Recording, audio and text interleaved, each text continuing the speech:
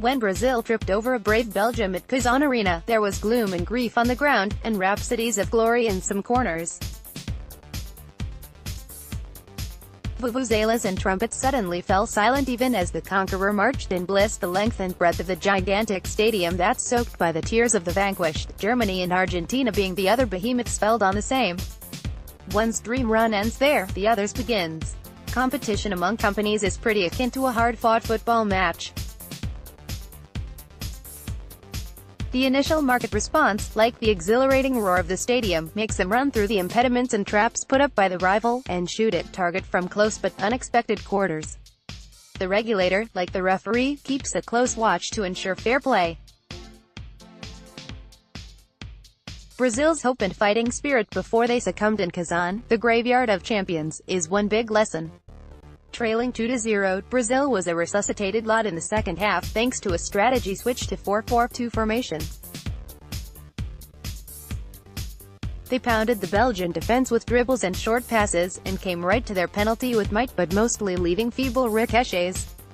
They did pull one back finally, towards the fag end of the allotted time.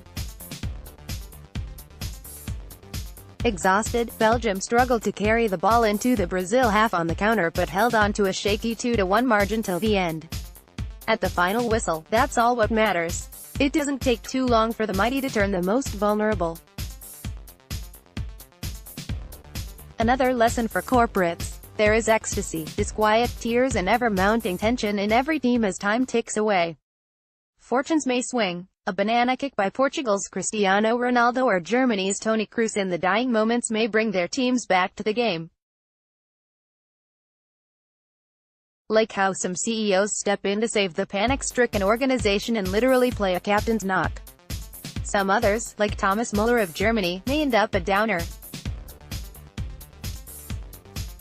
A week ago, in pre-quarter, Japan succumbed to Belgium a breath away from the final whistle, but after outplaying Belgium with better tactics and an organized attack only a samurai can do. The disparity may be apparent in terms of size and experience, but the Bushido way of the warrior gave hope, inspiration and a night to remember to the whole of Asia, suggesting that it is not impossible to win. Companies from developing countries are already taking on their counterparts from the developed world with similar elan. Rarely though, some market rivalries, like Japan-Belgium, produce two winners. There are several strategies at work in Russia, just like in business.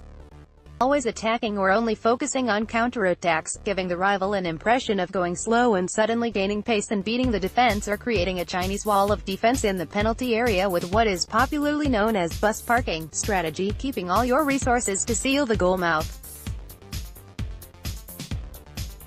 Some companies, like Germany and Argentina, come with a heavy load of expectations, and wither away in the face of tough competition.